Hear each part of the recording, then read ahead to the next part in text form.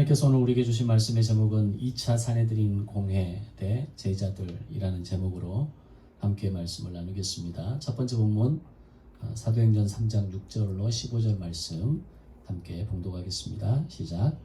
베드로가 이르되 은과 금은 내게 없거니와 내게 있는 이것을 내게 주노니 나사렛 예수 그리스도의 이름으로 일어나 걸으라 하고 오른손을 잡아 일으키니 발과 발목이 곧 힘을 얻고 뛰어서서 걸으며 그들과 함께 성전으로 들어가면서 걷기도 하고 뛰기도 하며 하나님을 찬송하니 모든 백성이 그 걷는 것과 하나님을 찬송함을 보고 그가 본래 성전 미문에 앉아 구걸하던 사람인 줄 알고 그에게 일어난 일로 인하여 심히 놀랍게 여기며 놀라니라. 나은 사람이 베드로와 요한을 붙잡으니 모든 백성이 크게 놀라며 달려 나아가 솔로몬의 행각이라 불리우는 행각에 모이거늘 베드로가 이것을 보고 백성에게 말하되 이스라엘 사람들아 이 일을 왜 놀랍게 여기느냐. 우리 개인의 권능과 경건으로 이 사람을 걷게 한 것처럼 왜 우리를 주목하느냐. 아브라함과 이삭과 야곱의 하나님 곧 우리 조상의 하나님이 그의 종 예수를 영화롭게 하셨느니라. 너희가 그를 넘겨주고 빌라도가 놓아주기로 결의한 것을 너희가 그 앞에서 거부하였으니 너희가 거룩하고 의로운 일을 거부하고 도리어 살인한 사람을 놓아주기를 구하여 생명의 주를 죽였도다. 그러나 하나님이 죽은 자 가운데서 그를 살리셨으니 우리가 이 일의 증인이라. 아멘. 두 번째 본문 사도행전 4장 1절로 4절 말씀 시작. 사도들이 백성에게 말할 때에 제사장들과 성전 맡은 자와 사두개인들이 이르러 예수 안에 죽은 자의 부활이 있다고 백성을 가르치고 전함을 싫어하여 그들을 잡음에 날이 이미 저물었으므로 이튿날까지 가두었으니 말씀을 들은 사람 중에 믿는 자가 많으니 남자의 수가 약 5천이나 되었더라. 아멘. 세 번째 본문 18절에서 21절 말씀 시작. 그들을 불러 경고하여 도무지 예수의 이름으로 말하지도 말고 가르치지도 말라 하니 베드로와 요한이 대답하여 이르되 하나님 앞에서 너희의 말을 듣는 것이 하나님의 말씀을 듣는 것보다 옳은가 판단하라. 우리는 보고 들은 것을 말하지 아니할 수 없다 하니 관리들이 백성들 때문에 그들을 어떻게 처벌할지 방법을 찾지 못하고 다시 위협하여 놓아 주었으니 이는 모든 사람이 그 된 일을 보고 하나님께 영광을 돌림이라. 아멘. 신약 성경에는 지금 우리의 이 정치 구도처럼 몇 가지의 중요한 정치 집단들이 언급됩니다. 그들도 역시 지금의 우리처럼 크게 여당과 야당으로 나뉘어져 있고 각각 언제 만들어졌느냐에 따라서 각각 6개의 다른 이름을 가지고 있습니다. 먼저 헬라 시대의 정치 집단으로 자리 잡은 여당과 야당은 각각 산헤드린 그리고 서기관이라는 이름을 가지고 있습니다. 산헤드린 공회의 시작에 대해서 기억하십니까? 페르시아 제국 때 2차 포로기한 주도를 책임졌던 에스라에게 주어진 특권 가운데 하나가 법적 자치 기구를 운영할 수 있는 권한을 주는 것이었습니다. 이후에 에스라 느헤미야를 중심으로 시작된 산헤드린 공회가 헬라 시대에 접어들면서 핵심 정치 여당으로 자리 잡게 됩니다. 항상 주어진 권력은 그 권력을 유지하기 위해서 또 하나의 정치 집단을 만드는 것이 보편적인 흐름이라는 것을 우리는 보게 됩니다. 이에 반한 야당 정치 집단이 바로 서기관들이었습니다. 이후에 알렉산더가 젊은 나이에 죽게 되고 헬라 제국이 나뉘어져서 분권 통치가 시작되었을 때 특별히 이 유대 땅에 대한 유대의 성전에 대한 모독과 탄압에 대한 저항으로 모하비 혁명이 일어나게 됩니다. 이때 이 모하비 혁명이 성공을 거두게 되고 그 결과로 헬라 제국 시대임에도 불구하고 유대 땅에 약 100년의 독립의 기간이 이루어지게 됩니다. 이 독립의 기간에 유대의 헤스몬 왕조라고 하는 새로운 왕조가 시작되게 되고, 이때 이 헤스몬 왕조의 아래에서 새롭게 만들어진 정치 집단이 여당의 역할을 하는 사두개인, 그리고 야당의 역할을 하는 바리새인 집단이 만들어지게 됩니다. 그리고 헬라는 다시 로마에 의해서 멸망하고 새로운 로마 제국이 세워지면서 또 하나의 정치 집단이 만들어지게 되는데, 바로 로마의 심부름꾼이 되어서 백성의 고혈을 짜내는 세리라고 하는 그룹과 이에 저항해서 반로마 세력으로 불리어지는 열심당이라는 소위 저항군이 만들어지면서 그들은 각각 여당과 야당의 역할을 하게 됩니다. 즉 당시 유대에는 이런 제국의 흐름과 변화에 따라 만들어진 모두 세 개의 여당, 즉 사내들인, 사두개인, 세리, 그리고 세 개의 야당, 서기관, 바리새인, 열심당까지 모두 6개의 정치 집단이 공존하는 혼돈의 정치판, 바로 그것이 당시 예수님 당시의 유대의 정치 구도였습니다. 그 가운데에서 예수님의 죽음과 십자가 죽음과 가장 연관이 있는 정치 세력은 바로 사내들인, 서기관, 사두개인, 바리새인, 이 4개의 정치 세력이었고, 그것은 그만큼 그 6개의 정치 세력 가운데 가장 힘있는 정치 구도가 바로 당시 유대의 모습이었다는 겁니다. 그 중에서도 예수님의 죽음과 가장 깊숙이 관련되어 있고 이후 사도들이 복음을 땅끝까지 증거하는 사명을 감당하는 가운데 가장 큰 방해 세력을 하나 꼽으라고 한다면 단연코 사내들인 공회였습니다. 그리고 이 사내들인 공회의 주요 구성원이 사두개인과 바리새인들이었기에 예수님을 십자가에 못 박는 결정적인 역할을 한 세력은 사내들인 공회였고, 바로 그것이 1차 사내들인 공회의 결과였습니다. 즉 그들에게 주어진 권력과 힘을 통해서 그들이 가장 멋지게 해결했다라고 하는 가장 중요한 그들에게 목표, 그들의 그 목표를 이루어낸 가장 큰 일을 꼽으라고 한다면 그것은 바로 예수님을 십자가에 못 박는 일이었습니다. 아마 그들은 1차 사내들인 공회를 승리로 이끌면서 더 이상 자신들을 막을 세력들은 없다라고 생각했을 겁니다. 그들은 계속해서 성전에 마련된 시장에서 부정한 방법으로 재물을 거래하면서 막대한 이윤을 취할 수 있었고, 성전 환전소를 직접 운영하면서 거기에 엄청난 수수료를 부과하고 백성에 대한 고혈을 짜내는 것은 기본이고, 그 외에도 이 예루살렘 성전을 찾아오는 성공한 디아스포라 유대인들, 즉 소위 VVIP 고객들을 대상으로 엄청난 바가지를 씌워서 자신들이 원하는 모든 것을 착취할 수 있는 완벽한 준비를 마쳤다라고 생각했던 겁니다. 그러나 그들의 예상과는 달리 예수님께서 십자가에 돌아가시고 부활하신 이후 오순절 다락방 사건이 일어나게 되면서 오순절 다락방에 성령 임재 사건이 일어나게 되고, 이때부터 제자들은 지금까지 그들이 가지고 있었던 모습과는 전혀 다른 모습으로 담대하게 복음을 전하고 하나님 나라를 증언하기 시작합니다. 바로 그 즈음에 사도행전 3장에서 베드로와 요한이 제9시 기도 시간에 성전에 기도하러 올라가게 되고, 그 과정에서 성전 미문에 앉아있던 나면서부터 걷지 못한 안진뱅이 병자를 고쳐주는 일이 일어나게 됩니다.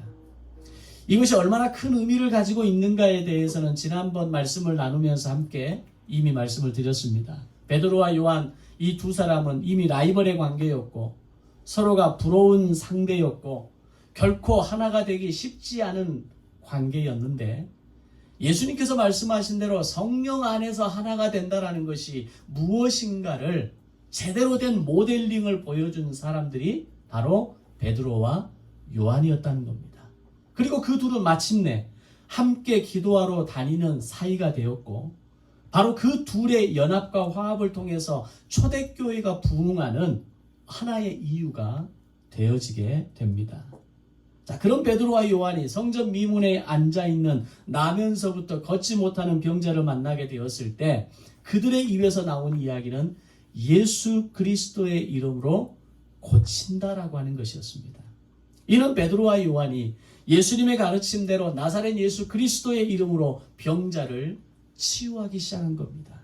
자, 이전에는 어떤 모습이었는지 기억나십니까? 예수님께서 병자를 치유하시는 모습을 보면서 제자들이 이런 얘기를 합니다. 예수님, 왜 우리는 그런 일이 안 되는 겁니까?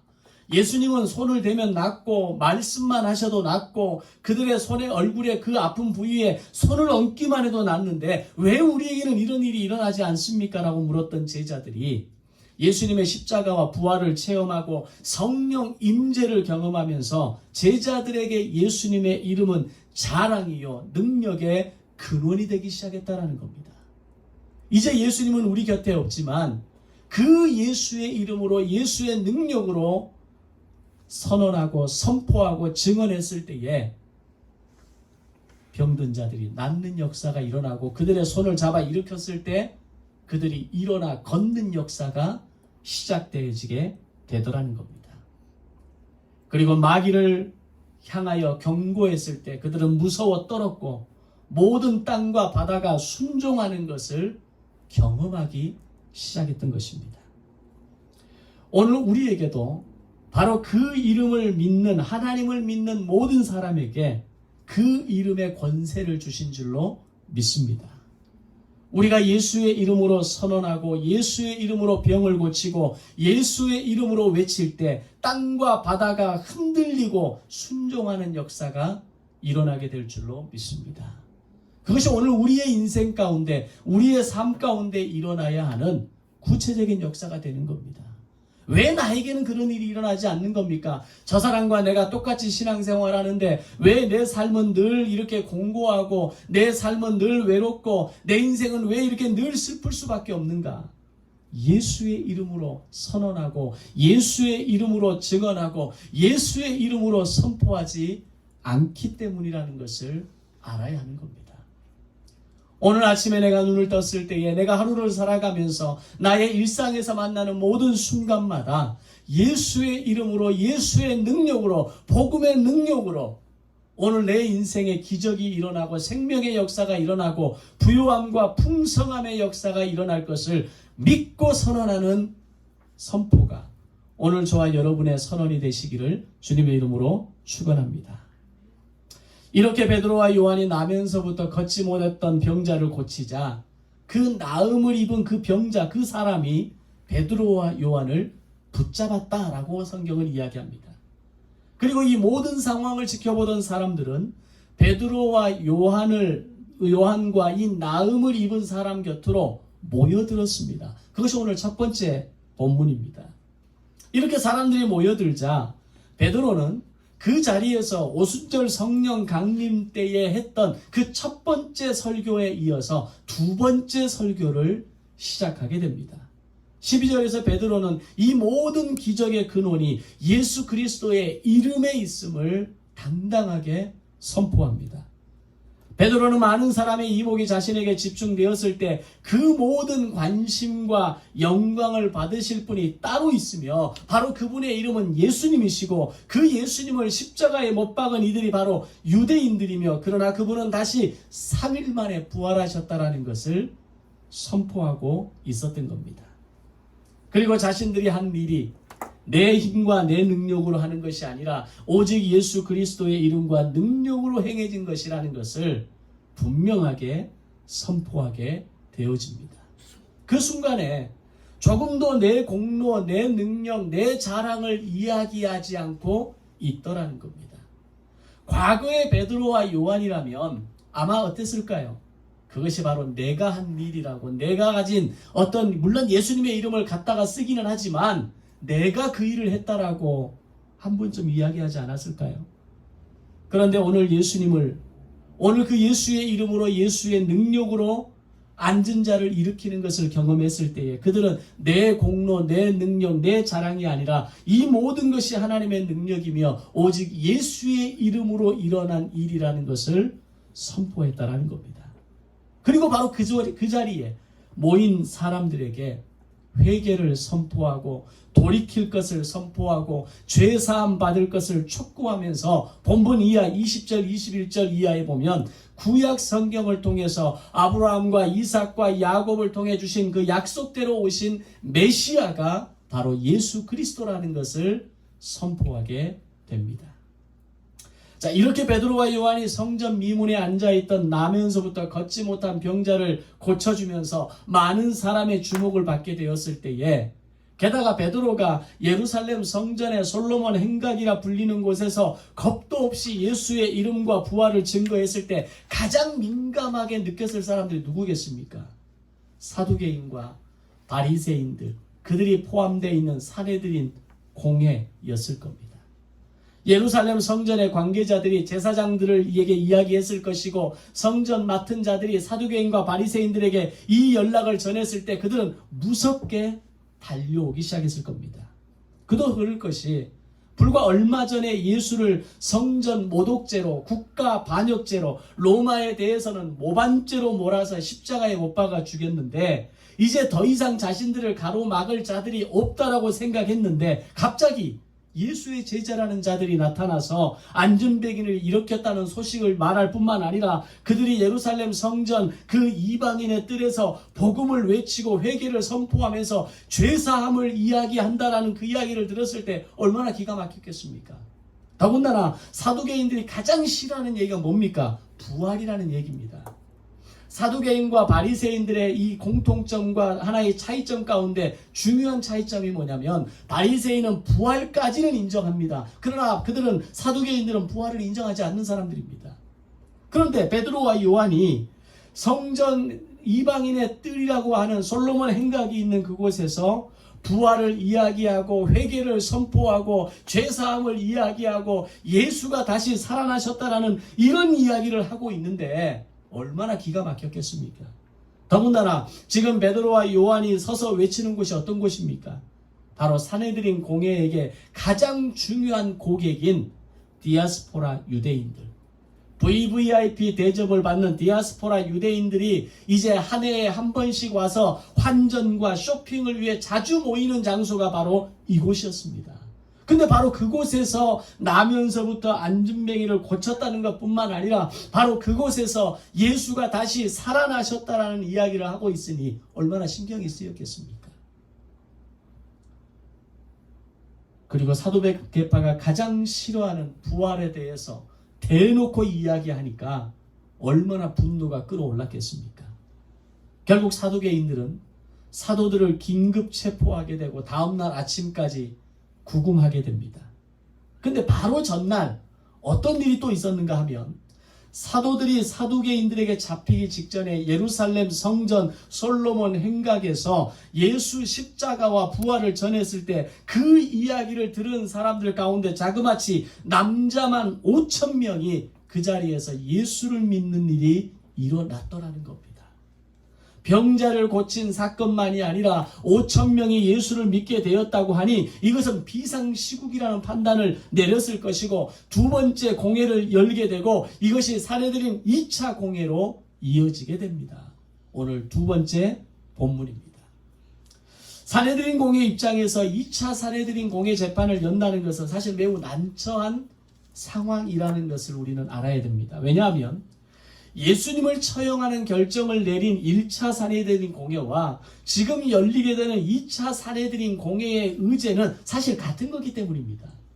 그래서 이미 1차 사내들인 공회를 통해서 죄인 괴수 예수를 잡아 죽였고 그로 인해서 더 이상 이 문제는 끝났다고 생각했는데, 또다시 같은 문제로 2심 재판을 열어야 한다는 것은 재판에 자존심이 걸린 문제에서 그들이 치명타를 입는 거였기 때문입니다.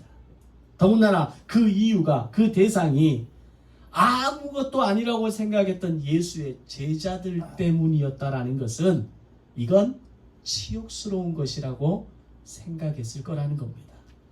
자신들의 체면을 구기는 일이고 죄인 괴수 예수를 죽여 없애서 모든 것이 끝났다고 생각했는데 그 쪼무레기 제자들 때문에 또 한 번의 사내들인 이 거룩한 이 엄청난 재판을 또 열어야 한다라고 할 때 얼마나 자존심 상했겠습니까? 사실 사내들인 공회는 1차 사내들인 공회 재판 때 예수님과 함께 그 제자들까지 충분히 죽일 수 있는 힘이 있었습니다. 예수를 잡아 죽이면서 이제 그를 쫓아다녔던 모든 제자들을 추포해서 그들을 잡아들여서 모두 다 함께 십자가 처형을 해버려라 라고 말해도 전혀 상관없는 일입니다. 우리가 성경을 읽으면서 혹시 그런 의문을 가져본 적 없습니까? 예수를 잡아 죽였는데 예수를 따르는 자들에 대해서는 왜 가만히 놔뒀냐라는 거죠.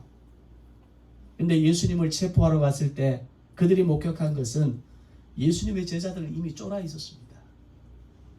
예수님의 제자들을 보면 이미 도망치기에 바빴습니다. 그 중에서 가장 예수님의 수제자라고 하는 인간을 보니 용기를 내어서 겨우 예수를 쫓아오기는 했지만 재판 과정을 지켜보다가 저절로 무서워서 예수님을 모른다고 3번이나 부인하면서 심지어는 저주하면서 그 자리를 떠났으니 얼마나 그 꼴이 우스워 보였겠습니까?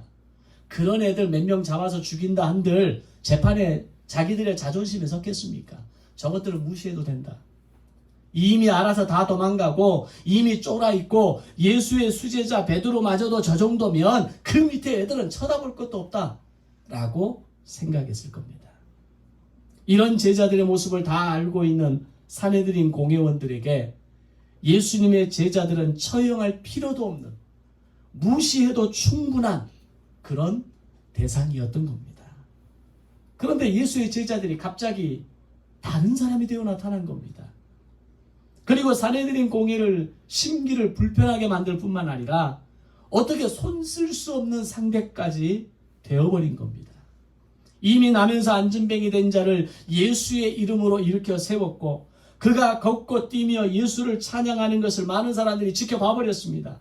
베드로는 한 자리에서 회개와 제사함을 선포하면서 부활을 선포했을 때 그 자리에 모인 사람들 중에 5,000명의 사람들이 이미 회심을 했고 그 5,000명의 사람들이 그리고 그 안진뱅이가 일어나 뛰어 걷는 것을 보는 수많은 증인들이 두 눈 시퍼렇게 뜨고 보고 있는데 어떻게 제자들을 잡아 가두고 죽일 수 있겠느냐라는 겁니다. 상황을 수습하기 위해서 잡아 가두긴 했지만 그 다음 행동을 할 수 없었던 겁니다. 더 이상 어떻게 할 수 없는 그런 상황에 사내들인 공회는 부딪혔던 겁니다.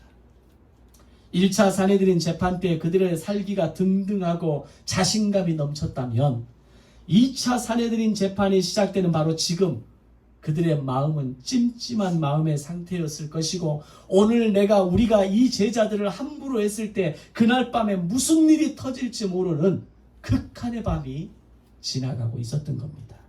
그렇게 2차 사내들인 재판은 시작되었습니다. 사내들인 공회원들은 사도들을 가운데 세워놓고 무서운 공권력의 힘을 보여주며 질문을 시작합니다. 이미 자기들이 가지고 있는 힘이 있었기 때문에 우리가 어떤 강압적인 자세로 강력한 힘을 보이면서 그들에게 나아가면 그들은 이전에 그랬던 것처럼 다시 쫄기 시작할 것이고 살려달라고 예언할 것이고 알아서 살아남은 자들은 도망갈 것이라고 생각했을 겁니다. 그만큼 사내들인 공회 71명의 구성원들이 가진 당시 이 공권력의 힘은 어마어마했습니다.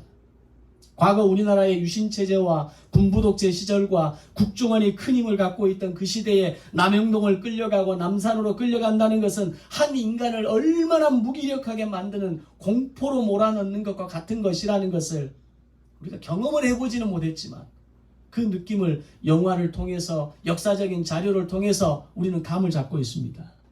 많은 사람들이 그곳에서 거짓 자백을 해야 했고 친구와 동료의 이름을 말해야 했고 적지 않은 사람들이 그곳에서 죽었던 곳이 바로 그 공권력의 힘 아래였습니다. 사내들인 공회는 그만큼 무서운 것이었고 당시 슈퍼스타 지저스 크라이스트 예수 그리스도를 십자가에 못 박아 죽일 정도의 힘이라면 그들이 가진 공권력의 힘이 얼마나 크고 무서운가를 우리는 느낄 수 있어야 합니다. 한 사람의 생명을 마음대로 결정 지을 수 있는 곳이 사내들인 공회 재판장이었다는 겁니다. 그런데 2차 사내들인 공회로 잡혀온 베드로를 비롯한 제자들의 모습은 예수님이 잡히시던 날 그 밤의 제자들의 모습과는 달랐다는 겁니다. 베드로는 공권력을 등에 업고 자신에게 던져지는 그 무서운 질문에도 불구하고 하나하나의 질문에 대해서 답하며 변론하기 시작합니다. 그런 베드로의 답변은 재판정의 분위기를 180도 바꿔놓았습니다. 두 번째 본문 8절 12절 말씀에서 베드로는 변론의 자리를 오히려 복음 전파의 자리로 만들어버렸고 그 자리에서 거침없이 담대하게 예수 그리스도를 전하고 있었던 겁니다.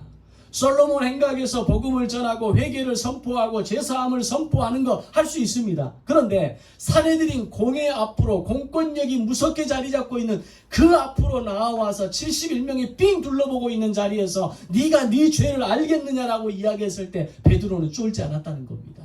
오히려 그 둘러싼 71명을 바라보면서 예수가 누구이시며 예수가 죽음 가운데 살아나셨으며 그분의 부활로 말미암아 오늘 우리가 영원히 부활할 수 있게 되었고 그분 앞에 우리의 죄사함을 고백하고 우리의 연약함을 고백할 때 그분이 우리의 죄를 용서해 주시는 분이라는 것을 선포하고 있는 겁니다. 더 나아가 베드로는 메시아를 예언한 구약 시편의 말씀을 통해서 그들이 인정하는 구약을 인용하면서 사내들인 공회원들의 입을 틀어 막아버린 겁니다. 이러한 베드로의 변론에 대해서 사도행전을 기록한 누가는 4장 1절을 시작하면서 이렇게 얘기합니다. 그가 성령이 충만하였다. 베드로가 남다른 용기를 가지고 있어서 그렇게 할 수 있었던 것이 아니라는 겁니다. 이미 베드로의 실체에 대해서는 까발려 보여지지 않았습니까? 예수님이 잡히시던 그날 밤 겨우 용기를 내어 쫓아가기는 하지만 한 어린 여자아이가 와서 당신이 예수를 따라다니는 사람 아니냐라고 했을 때 아니다라고 거부했던 게 베드로의 실체입니다. 돌아서는 순간 닭이 3번 울 때 예수님의 그 말이 생각나 그 자리에 무릎을 꿇을 수밖에 없었던 연약한 인간이 베드로입니다. 그런데 오늘 베드로가 그 무서운 공권력 앞에 섰을 때에 주저하고 무서워하고 쫄고 돌이키는 것이 아니라 오히려 그 자리에서 복음을 선포하고 구약의 말씀을 통하여서 사내들인 공회가 반박할 수 없는 내용으로 메시아가 바로 그분이라는 걸 선포했을 때 누가는 베드로가 성령이 충만했다 라고 이야기하고 있는 겁니다. 실제로 예수님이 접하게 하실 때 제자들의 모습은 그렇게 힘없고 나약한 제자들의 모습이었습니다. 그런데 이 모든 예측을 뒤엎고 베드로가 감히 사내들인 공회 재판정에서 일장연설을 시작한 겁니다. 이것을 누가는 성령이 충만했다라고 그 이유를 설명하고 있는 겁니다. 베드로가 공회 재판정에서 외친 메시지는 바로 그들이 신성모독죄로 판결하고 십자가에서 죽게 한 예수는 부활하셨고 그분이 바로 하나님의 아들이시라는 내용이었습니다. 바로 당신들이 예수를 죽였다라고 이야기를 하면서 그 예수가 비록 죽었지만 이제는 진 모퉁이의 머릿돌이 되셨으며 하나님께서 나사렛 예수 그리스도의 이름 외에는 구원받을 다른 이름을 우리에게 주신 일이 없다라고까지 선포하고 있는 것입니다. 그러자 이런 베드로의 이야기를 들었을 때 가장 당황했을 사람들이 누구였겠습니까? 자신들의 공권력으로 얼마든지 제자들의 입을 막을 수 있다고 생각했고 자신들이 두 눈을 크게 뜨면 제자들은 알아서 쫄아서 입을 다물 거라고 생각했는데 오히려 베드로는 오히려 제자들은 더 담대할 뿐만 아니라 바로 당신들이 예수를 죽였으며 그가 바로 하나님의 아들이시라고 외치니 얼마나 당황스럽고 놀랬겠느냐라는 겁니다. 더군다나 그들이 가지고 있는 정보에 의하면 예수의 제자들은 배운 것이 많지 않은 지식이 없는 자들이었고 바로 그런 그들이 사내들인 공회 재판을 향해서 이런 발언을 할 정도의 사람들이 아니었기 때문입니다. 그런데 제자들은 담대했고 사내들이라는 이 최고의 정치기구 앞에서 쫄지 않았으며 오히려 명령서를 토해냈고 결정적으로 베드로의 말이 틀리지 않았던 것을 증명해주는 병고침을 받은 사람이 그 재판정에 나와 있었다는 겁니다. 결국 결과는 어떻게 됩니까? 베드로와 요한은 무죄로 석방되게 됩니다. 병고침을 받은 증인이 앞에 있는데 법적 기구, 소위 정치적 기구라고 하는 사내들인 공회가 베드로와 요한을 어떻게 함부로 할 수 있었겠습니까? 베드로와 요한을 놓아줄 수밖에 없었던 그들은 그나마 마지막 자존심을 지키고 싶었는지 베드로와 요한을 통해 이렇게 얘기합니다. 더 이상 예수의 이름을 전하지 말라. 마지막 협박을 하며 보내게 됩니다. 오늘 세 번째 본문입니다. 베드로와 요한은 사내들인 공회의 협박과 경고에도 굴복하지 않고 앞으로도 계속 복음을 전하겠다라고 선언하며 그 자리를 떠나게 됩니다. 그렇게 2차 사내들인 공회는 끝이 났습니다. 그들이 1차 사내들인 공회를 통해서 성공적으로 예수를 죽이면서 더 이상 자신들을 가로막을 수 있는 것이 없다라고 생각했는데, 그래서 1차 사내들인 공회는 마치 그들의 승리로 끝난 것처럼 보였는데 2차 사내들인 공회는 완벽한 제자들의 승리로 끝나버렸다는 겁니다. 그나마 무색하게 야 너희들 한 번만 더 예수 말하고 다니면 너희들 죽어 라고 말했지만, 우리는 어디를 가든지 예수를 증언하겠노라고, 오늘 우리가 어디를 가든지 예수의 이름을 선포하겠노라고 말하고 돌아서는 그 베드로와 요한의 모습이 얼마나 멋있게 다가옵니까? 비록 그들의 내세울 것 없는 평범한 사람들이었음에도 불구하고 예수님께서 잡히시던 그날 밤에는 도망치기에 바빴던 사람들에 불과했지만, 예수님의 제자가 된 지 3년 만에 세상이 감당할 수 없는 놀라운 하나님의 사람들로 바뀌어 있었던 겁니다. 그들이 승리할 수 있었던 이유가 무엇입니까? 예수의 이름으로 나아갔기 때문입니다. 예수의 능력을 붙잡고 있었기 때문입니다. 이것을 누가는 베드로는 성령으로 충만하였다라고 표현하고 있습니다. 오늘 우리가 세상을 이기는 방법이 여기에 있습니다. 예수의 이름으로 나아가고 예수의 능력을 붙잡고 성령의 충만함을 입고 나아갈 때 세상을 이기는 그리스도인이 될 줄로 믿습니다. 예수의 이름을 붙잡지 않으면, 성령으로 충만하지 않으면 우리는 위기가 다가올 때마다, 우리의 삶의 어려움이 다가올 때마다, 우리의 인생의 어려움에 휩싸일 때마다 우리는 주저하고 쫄고 절망하는 인생을 살아가지만, 그러나 그때마다 예수의 이름을 붙잡고 예수의 능력을 붙잡고 성령의 충만함을 덧입고 나아가고자 할 때, 오늘 제자들이 비록 작고 연약했지만 가장 위대한 그리스도인으로 서 있었던 것처럼, 오늘 저와 여러분이 예수의 이름으로 예수의 능력으로 성령의 충만함으로 말미암아 가장 위대한 그리스도인으로 살아가는 한 주의 삶을 살아가시기를 주님의 이름으로 축원합니다. 오늘 우리의 인생에서 언제까지 사단에게, 언제까지 어둠의 세력에게 우리가 지고 살아가겠습니까? 이기는 삶을 살아가는 건 오직 하나입니다. 예수의 이름을 붙잡고 예수의 능력을 붙잡고 그 예수의 이름을 선포하며 나아갈 때 오늘 우리는 반드시 승리하는 그리스도인이 될 줄로 믿습니다. 기도하겠습니다.